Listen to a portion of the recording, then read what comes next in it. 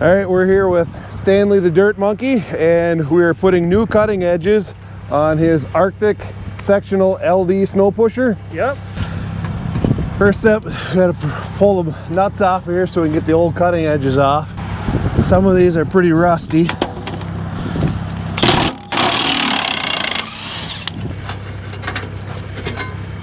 We want to clean that surface after we take that old cutting edge off. Take a putty knife or any scraping tool, scrape that surface. That way you get a nice tight mount when you put our new poly cutting edge on there. Next step is take your hardware, put your bolt and your washer through the hole and tighten them up. Stanley, yeah. Can I show you the importance of measuring properly? All right, what are we looking at? All right, Stanley. So, we like to, always instruct proper how to read a tape measure. So we got a couple holes off there. It's going to be a little bit of challenge to get them through, the bolts through, but I think we can make it. So the importance of reading the tape measure and getting the proper dimensions for your hole spacing.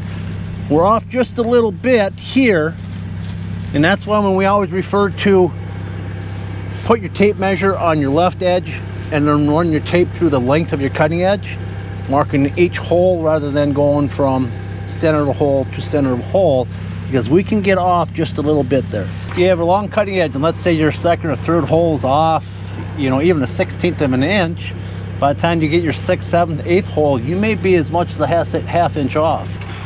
So when measuring for your cutting edge, rather than measuring your old cutting edge with the cutting edge in place and your bolt holes in, the best way to do it to get the most accurate dimension is pull that cutting edge off and then measure from your left edge all the way across. That way you're accurate rather than trying to measure center of your hole on the top side of your bolt head, because that bolt head could be worn down a little bit where you're not going to find that true center.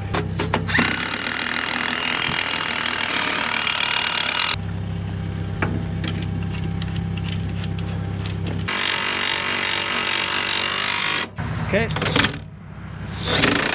So you will notice that on this particular setup, the holes are offset rather than center. And the reason that being is the way this Arctic pusher is designed, the holes are actually going to be on the top side. There's a little lip that your cutting edge will come up and pry up against, so there's only so much travel up where you can go. So for this application only, the holes are offset. Normally we do put the holes dead center. That way when you wear that lead edge down, you can unbolt it, flip that cutting edge over, refasten it, utilizing the other side, getting twice the length out of your cutting edge. The unique thing with this pusher, they're all independent pieces. The Arctic pusher is designed that if you hit a bump, each section can lift and drop back down again. But for this particular application, we went with 1 inch thick material, 6 inches wide, because that's what best fits up on this particular Arctic pusher.